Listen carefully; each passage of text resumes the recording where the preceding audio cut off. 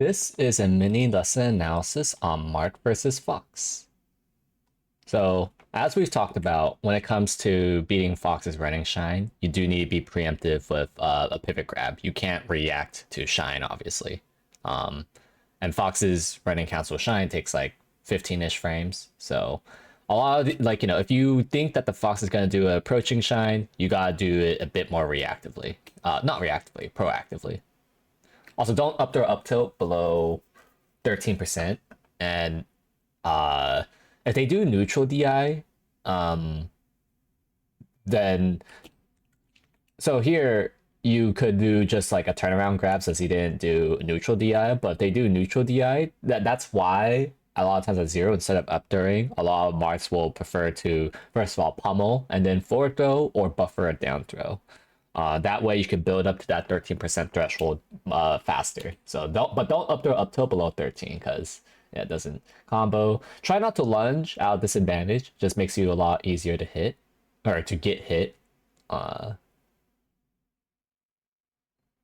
yeah, that's a much better way of playing that kind of position. You know, just let them come to you. Although this is unfortunate. I don't know why you kept down tilting afterwards. That just got you killed there. You should ideally CC grab that.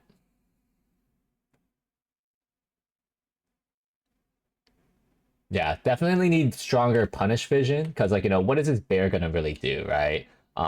Like even if it went as you would expect it to go for, overall it's not setting up for anything meaningful in that regard. Not to mention, of course, the reverse hit, so that got you reversal. Like try to aim for weak upper strings here, so you could at least get a strong 50-50 regarding either getting a tipper forward smash setup or Ken combo setup. Yeah, the way how you're playing your disadvantage landing, trying to attack in your disadvantage makes it a lot easier for your opponent to hit you rather than like say wave landing.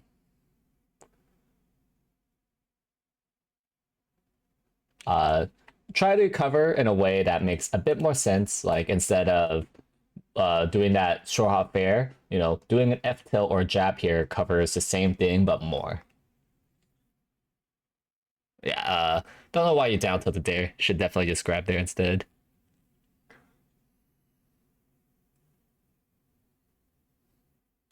That will interesting sequence overall. First of all, I'm shocked that this grab worked, but when that down tilt whiffs, because it will whiff, sometimes it will work, sometimes it will not work. You gotta dash away immediately. The counter, even in its best case scenario, didn't even do anything. So typically, when you whiff a down tilt for edge guards and for gimp setups like this, always dash back, or second down tilt. But in that case, like your window's gone.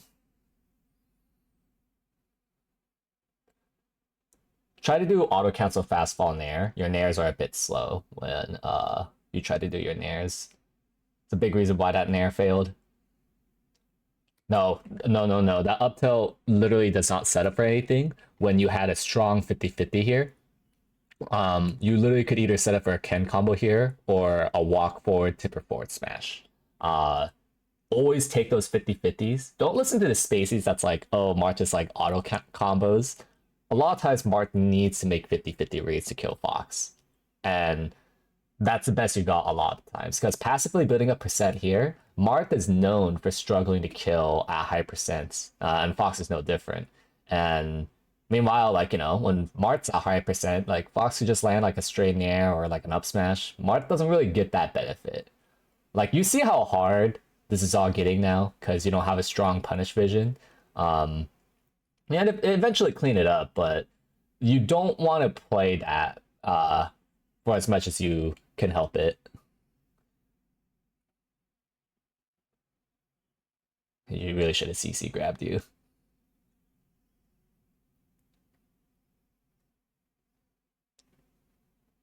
Oh, I feel like that was a bit. Oh yeah, it's because like your fair was not invincible in a sense of like you reacted grabbing a ledge and then you fared from ledge. You need to preemptively get out.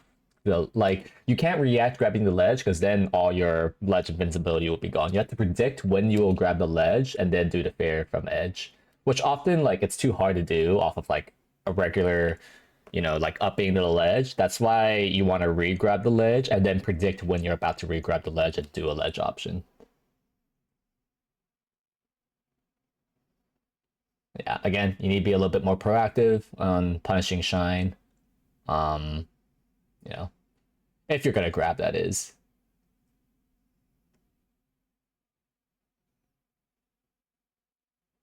No, please grab there, not down tilt.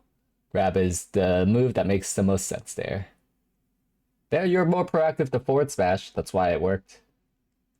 But the more proactive you need to be, obviously, the more reads you need to make, and it will, not all of it's gonna work out. And what do I do when I am being more proactive than I feel like I need to be, such as like that forward smash or that grab?